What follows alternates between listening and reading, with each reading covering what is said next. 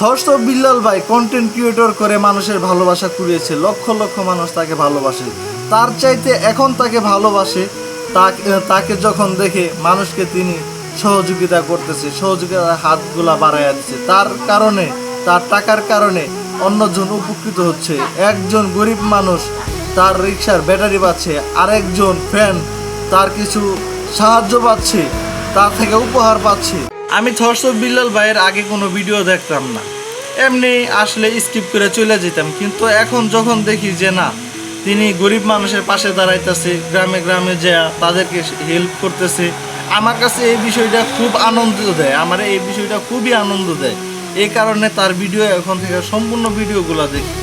সামনে আগে যান, ভবিষ্যতে আরও গরিব মানুষের পাশে দাঁড়ান, এটা আপনার কাছে আমাদের অনুরোধ।